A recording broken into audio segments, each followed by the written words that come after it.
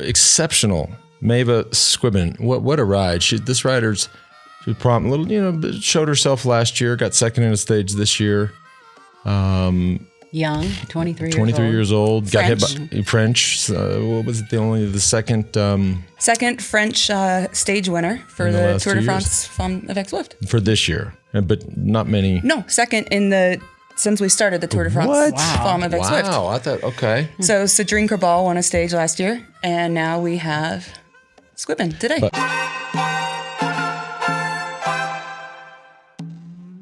Welcome back to The Move, everybody. I'm Lance, joined by Mari and Allie. And of course, Mel. We're talking about stage 6. Mel Hincapie, what's up? Where we go? Stage 6. Clermont-Ferrand to Ambert. Clermont-Ferrand to Ambert. Fun fact, my wife, Anna, taught English in Clermont-Ferrand. Oh. Way back in the day. Wow. Yeah, her French is good. Better than yours. It's a lot better than mine. It's not nearly as good as Mel Hincapie's, but yeah, she lived in Clermont-Ferrand and taught English. That's pretty cool. Yeah, cool. I hope I'm not butchering that. She has so many talents. I hope it wasn't like, some other, but it was Clermont-Ferrand. Exceptional. Maëva Squiban, what a ride. She was prompt, a little, showed herself last year, got second in a stage this year. Young, 23 years old. Got French. hit by French. What was it? The second Second French stage winner for the Tour de France Femmes avec Zwift. for this year, but not many. No, second since we started the Tour de France Femmes avec Zwift. Wow, I thought okay. So Cedrine Corbal won a stage last year, and now we have Squiban today. But by the way, I mean, as far as I'm concerned, there was no luck involved. She took the race. She took control of the race. And she held it. She rode a hell of a race, despite a peloton behind that was riding hard, not attacking each other ruthlessly, but we're riding hard. Yeah. FDJ was definitely trying to reel her in and not bringing her back. So 32K to go. She attacks let's say the GC favorites and just held it to the line. So chapeau to her. It's an incredible stage win. If you think about it, that's close to an hour. That's a long break. Yeah. To hold off a strong field and on a very, very tough day. So before we get really started here, let's talk about Zwift. Warm it up. Title sponsor of the Tour de France Femmes avec Zwift, and also here on The Move. Mari and I actually rode yesterday, so I did not use Zwift, but I did bring the trainer up to the bunkhouse so Blaze could ride the trainer. Zwift just launched the new Cog and Click setup. So this is pretty cool. No cassette changes, no bike drama, not like the DS drama going on in the race. And you can use literally any bike, put it on and make any trainer a Zwift ready trainer. All the big names, Wahoo, my personal favorite, Garmin, Jet Black, Elite Decathlon, fully equipped, starts at $299. But I still got fitness score points riding with Mari yesterday on Zwift because I connect the Zwift companion app with my Wahoo Roam, and I'm still gaining points on you on Zwift. Well, congratulations. Congratulations. I might actually ride my bike today. You could ride with us. Let's talk about that was a hard pass. Let's talk about the race. Overall, a little more muted than I would have thought. Look, by the way, too, and we were just sort of reflecting as we were watching because we were talking about stage 2, and Mari, you were like, wait a minute, who won? I mean, we are just like that. We're 2/3 of the way through the Tour de France Femmes avec Zwift. Went fast. And it's been flying by. It's flying by. It's been great racing. It's been fun to watch. So, but our winner on stage 2 did get most aggressive rider, and she is from Brest, so she is a Briton from Bretagne. So that was a big deal for her, and I think that's super cool. But I just told it, we were like, who did win stage 2? Now we know. Don't worry, people. We're Garcia. I think we expected to see some fireworks, but when you look at the size of the group coming into the finish, it was still a pretty select group. So the racing was still hard. It was just, I think, consistently hard, and there were a lot of little selections taking place the whole day. Yep. I mean, things happen. I mean, when you have, we all know this, right? When you're in a race and you're in the peloton, or you're fighting for the GC, when there's downhill finishes, and overall the race can be hard, but it doesn't incentivize. And this is not a critique, but it does neutralize the group, the favorites, right? And they also too know what they have tomorrow and Saturday and Sunday. These are big days. So I think it was just a day where hopefully just take some of the sting out of the legs for some folks come this weekend. For sure. And I think, though, it's interesting Maëva came into this race with full expectations of supporting Elisa Longo-Borghini, right? And so now that Lambo's not in the race anymore, I think it gave her some free range to be able to attack that GC group. She lost a lot of time. She started the stage 9 minutes and 33 seconds back. And she probably wouldn't have had that opportunity to attack that group because she would have been in a support rider. So exactly it was a great move on her part. So it was good to see. And it certainly helped by being 9 minutes down. I mean, of course. That's just they all looked at each other. It was still a hectic stage, I think. If you're a GC rider or something, you're not wanting to lose anything on the descents. A couple of those women, Katja and Serval, wait, how do you say Kerbal. Citrine Kerbal, yeah. We're really going for it on the descents, which is, the roads were narrow, was completely strung out. That's very hectic for those women. So when it all came back together in that moment when she decided to go, it was a perfect timing. They were all looking at each other and just taking a breath, and she got that time quickly. Well, this Kerbal, there was that one corner. I don't know if TV was playing it up, but if I wasn't listening and just watching, I would have thought, easy now. She used every inch of the road. And Neodoma, who, so I start to think about, her and Taylor Finney, and she probably trains a lot. Taylor was a hell of a descender. So if you spend a lot of time training with your husband, like Taylor Finney goes downhill with his eyes closed faster than most people go with both eyes open, right? Probably learns a lot from him. She was ripping right with her. Yeah, I think looked good. Yeah, two best descenders probably in the peloton right there. And Citrine did say that she was going to go for just these crazy technical descents. And when we look at tomorrow's stage, we can talk about that. I did notice that Puck Peters had a better day today. So she was in that front group. I don't know what happened to her yesterday. So now we might have some more players in there. The group was bigger. But you guys, I have a question here. I know, Lance, you can see it either way, but about 4.7K to go, to be exact. Yep. Juliette Labousse, who's on FDJ, goes off the front. Now, Maëva is already a minute and 30 seconds off the front. Yep. And this is 4.7K to go, mainly downhill. She's going off the front. And so she ends up getting second on the stage by a couple seconds and taking time bonuses. Yep. Damie got fourth in the bonus sprint, which we should still talk about the bonus sprint, and fourth on the stage. So that ends up that Labousse takes 6 seconds at the finish. Kim LaCourt gets 4 bonus seconds because she gets third, and Damie got fourth on both of those. So 0 bonus seconds today. Yeah. Why?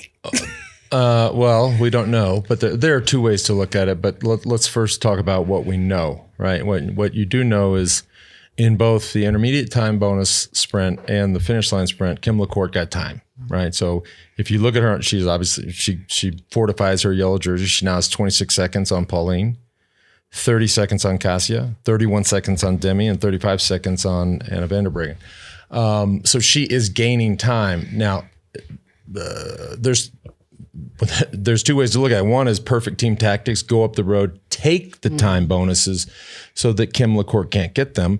Now, she is getting them because she's getting she in both cases, she took, I guess in the intermediate, she took second place time bonuses and then third at the finish line. Or you could look at it another way, which is a little more sinister. Like you're riding for yourself, you're out there getting time bonuses, you're helping somebody else, and Demi's getting fourth. Fourth equals 0 in both of those scenarios. I feel like I don't think it's a bad strategy to take the time bonuses and hope that somebody else comes around Kim LaCourt and she gets fourth 2 times. If that happens, you look at that and you say, wow, those are perfect team tactics. I agree. I don't think there was anything sinister, and I think the idea to take away the seconds was a good one, especially if it's a descent where she isn't.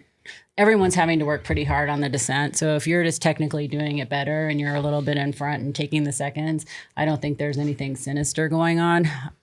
I guess the one thing is you could have looked at that group and thought that Kim would win win the sprint, so stay behind, Yep. and give Demi the chance for second. But that's really, I think, overthinking things a bit. I always fall on more on the sinister. I don't think it's sinister. Sinister is not the right word. I don't think it's just sinister. I think it's a waste of energy. And Demi, out of the entire group, is maybe second fastest to Kim LaCourte, but she's going to outkick Pauline, outkick Kassiep most likely.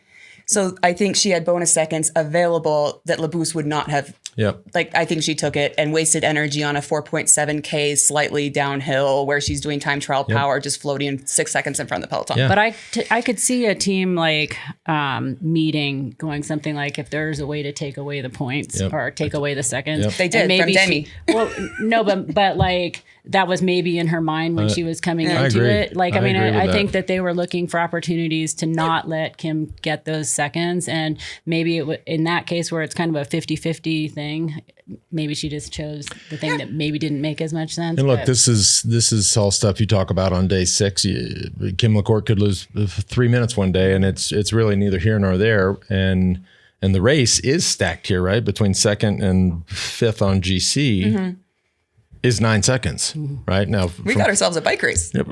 When you talk about those 4 ladies, right? Pauline, Cassini-Odoma, Demi Vollering, Anna Van der Breggen, that could be the race. Now, Kim LaCourte could surprise everybody, and if she is prepared to climb and ready to climb, well, she's got half a minute, right? That's real time. Hey, I didn't realize this though, but Kim LaCourte is the first non-European to win a stage at the Tour de France Femmes avec Zwift. What? I did not know that fact until I read that last night. Anyway. Oh, another big loser there was Gigante. Mari's Serica Gigante lost some time today.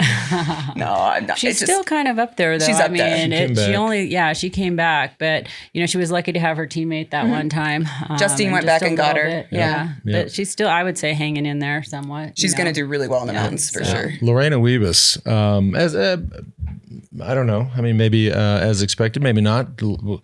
Was isolated. When the coverage came on, she was alone back there and was 10 minutes down. I believe the time cut we looked up was around 20%. So shouldn't be a risk there. But and green jersey points totally unchanged, which is a win for Marianne Vos. Like if a day like this, I'd have to go back and look where the intermediate sprint was, but unchanged. Yeah. I think it's 208 to 178.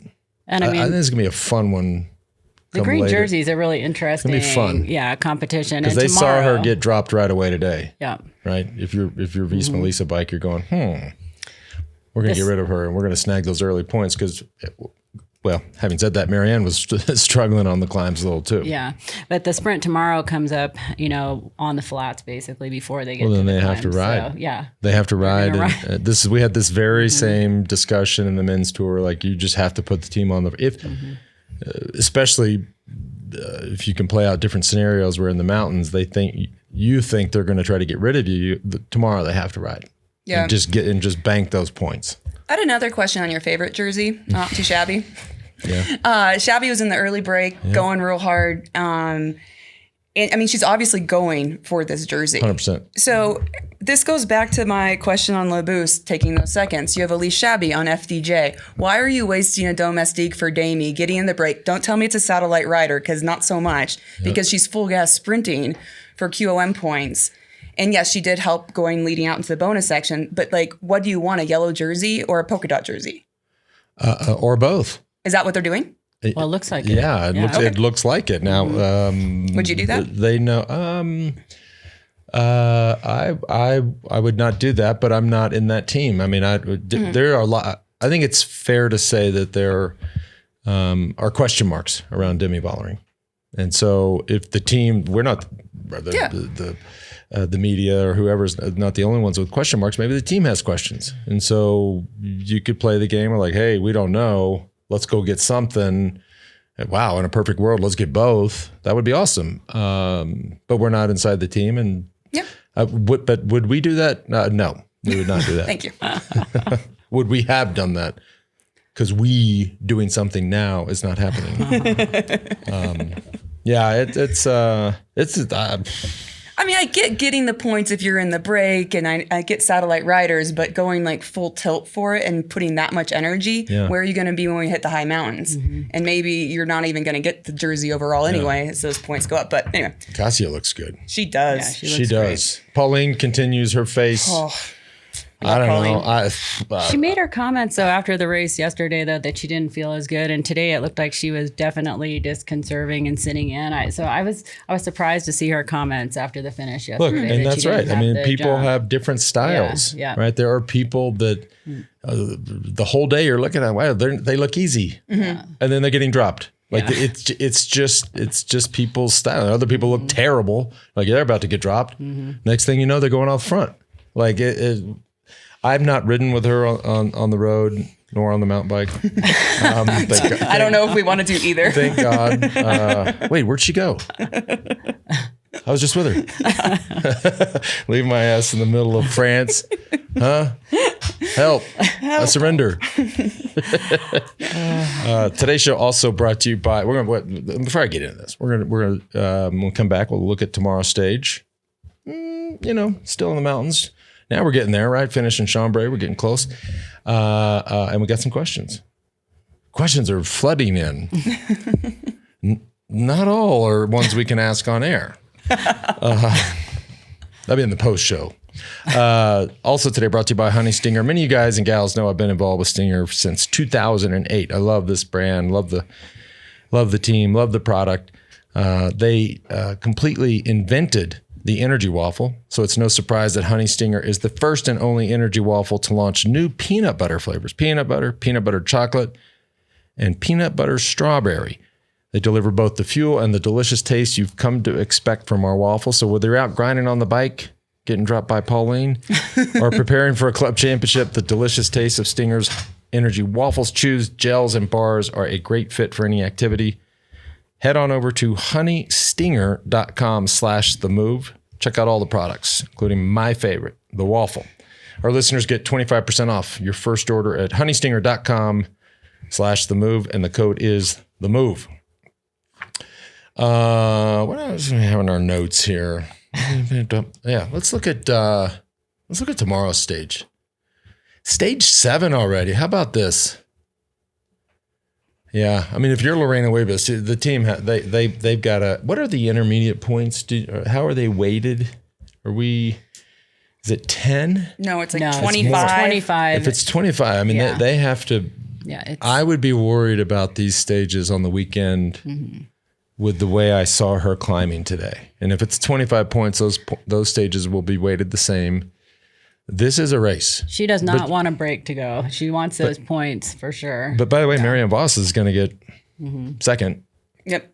Right? So she's going to get, 23 points? Or it's going to stay close. But then the next couple of days, you have to get over that category 1 to get to the sprint the next day. That's what I'm saying. Yeah, it's brutal. This is going to be fun. Fun to watch it shake out. So we got a Cat 2, Cat 4, Cat 2. I think we all looked at that first category too and thought, that's interesting. 4K at 7%. The final one, these, when you start to get to the 5%ers, not that hard, right? You could almost see another break going again tomorrow. And the descent is supposed to be highly technical and very fast. The final descent? Ooh. But this Cat 4 to the Cat 2, it's almost like one big long climb with just a little break in the center there. You're right. It's not much descending. Right. There's not much time after that 4 into the 2. So. Well, then you're looking at 20 kilometers of climbing. Ooh. It's brutal. Yeah, you're right. A little breather there in the middle. Should we do some? We have no tea. The tea has calmed down from amongst the directors of both Visma and. But Katja's quote was funny after it yesterday. Did you see that? Oh, no. She said tell us. Yeah, she was saying how there's all this drama, but they're staying well clear of it. Good. And basically, alluding to the fact that the directors are fighting. Well, her director's staying out of it. She and her team are staying out of it, and that there's all this other drama going on. So I thought that was a kind of funny quote afterwards. She's a sneaky one. I feel like she's just very likable. It was good. She's probably enjoying watching it from the side, though.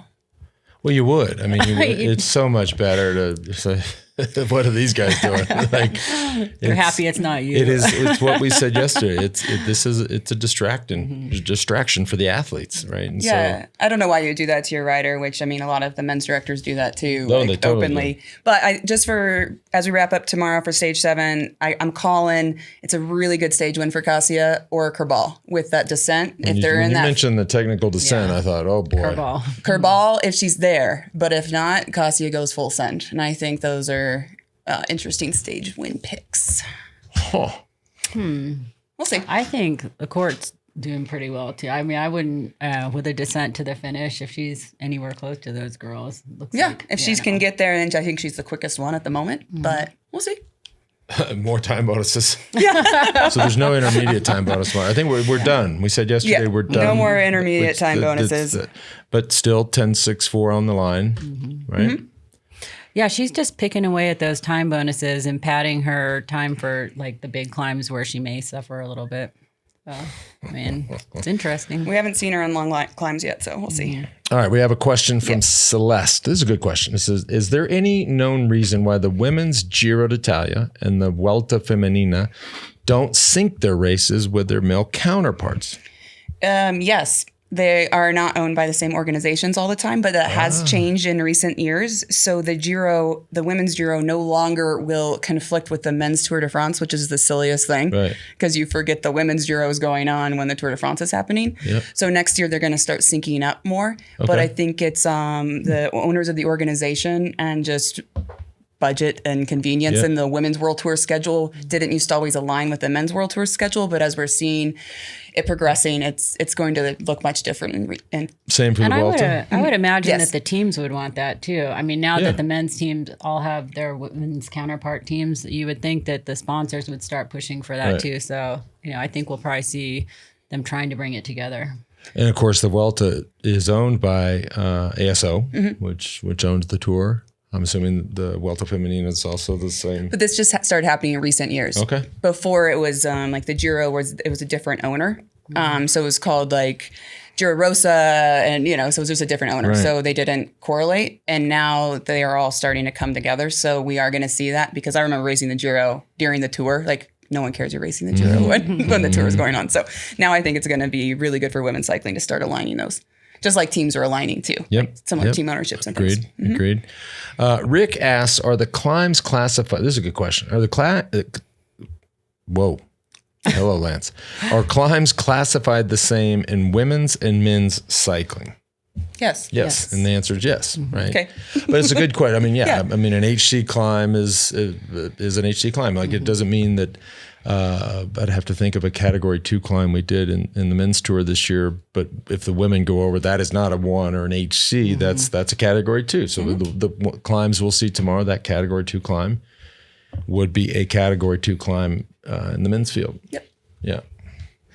That was an easy one, Rick. But Rick, it was also good. Good question. Rick, it's a good question. Matt comes in hot here with enough anatomy and physiology questions for you. Is there we had to look this up. Is there a promotional caravan with a Tour de France Femmes avec Zwift? If so, is it the same vendors? And so we looked on in the road book, because if you have the actual race book, that's what the riders get, the directors get, the soigneurs, the staff gets. That tells you the how to get to the start line, how to get out of the finish line, but it lists all the different time options. The first time slot they show is caravan. So in the women's tour or the Tour de France Femmes avec Zwift starts 2 hours before, and then there's 3 different average speed times, so you can calculate where the peloton is in the feed zone, when they're going to get to the finish. But there is a publicity, and I don't know if they're the. There are different sponsors. Some of the sponsors are the same, but I suspect because of like jersey sponsors, et cetera, are different. The caravan's probably different. Yeah, I'm sure the caravan is different to whoever is sponsoring. So I'm sure Zwift has a huge presence, probably throwing out the squirrels everywhere. Scotty the squirrel is being distributed as well as those hats that I'm sending Dakota. So yes, the Watch the Femme hats are going out there. Scotty the squirrel is parading around. If y'all will remember, we did have questions about this particular animal a couple of days ago. least we remember that. I'm going to ask this one just because I'm not sure I know the answer to this. I think there's kind of a two-part answer. Gabe says, I've heard you mention a few times that salt stains on the jersey are indicative that a rider is suffering particularly bad on any given day. What is the now this is where it gets confusing. What is the physiological reason a rider's sweat would be saltier on a bad day? And do you have any examples of your saltiest days on the road? I think, I don't know that that's necessarily a guarantee that somebody's suffering. I think when we would race and you'd see a guy starting to salt up, mentally you're like, oh, they're suffering. Now, whether or not that's true, some people sweat more than others, as Allie, thank you and I. Yes, sweater. I've never seen Mari sweat. No, she doesn't. I sweat. I don't know. But and we haven't seen a ton of that in the Tour de France Femmes this year. But I think, we saw a little yesterday. A little bit. We were seeing some. I agree, though. I don't think it's necessarily you can tell if someone's having a good or a bad day based off of their sweat. So I mean, they do a lot of the salt testing now, though. Yeah, I know that. See how much a person sweats salt. Yeah, I agree. I think it depends on the person too. And sometimes too, like maybe you've overloaded on sodium and your electrolyte, so you just have excess that your body is like good on electrolyte. I know that happens. And, also women on different times of the month are going to use electrolytes different and need more. I don't know. I like it when I get salty because I'm like, oh, good. It's like, I feel good when okay. Yeah, I know. I like being salty. Yeah. You worry us sometimes. You know what? You should wake up really happy every day. Because I am salty. We've had some other inbound, people wondering why Allie is just less salty here in 2025. Did you know that, Mari? Less salty? Like spicy, you know what I mean. I know what you mean. I think she's Mari still salty. No, she's plenty. Oh, you just wait. I have some surprises for you, Mr. Armstrong. By the way, You're riding with Meredith today. You may get a little salty out there. I was race didn't come on till 7:35 Mountain Time today, so I was up early and waiting for it to come on. But the sort of the teaser pay. I just love our look on there. I got to say, thanks to everybody at Peacock and having, obviously we were there every day for the men's tour, but just had like that shot of us with the new look, the pink. Oh, speaking of which, real quick. Okay. Boomstick. Because that's very prominent. That's very prominent in the photo. Boomstick. Obviously. Mari, who is this going to? Who are we going to give Maëva Squiban. Maëva Squiban, Boomstick. No, listen, come on, this is well deserved. I thought maybe we were giving it to Colton with the new look. Colton, you get honorable mention. Maëva Squiban, though. By the way, I mean sometimes, and we kind of joke about it. Sometimes there are these TV attacks. This could have even appeared to be a TV attack. Early on, she sent it. Yeah, but the way she pedaled away, I mean, she made it look so easy, and she looks so good on the bike. Watching her ride, there are people who you want to watch ride, and there are people who you're just not super happy to be watching ride. Right. And she's one that you're just going, wow, that's a really beautiful woman on her bike. Yes. Yeah, she was moving. Boomstick. Send in more questions tomorrow. info@wedo.team. That's right. We accept all pictures with Lance and cats. Oh God! And tomorrow, more boomsticks to be given out, I think. That's right. That's right. All right, everybody. Thanks for tuning in. 3, 2, 1. Bye.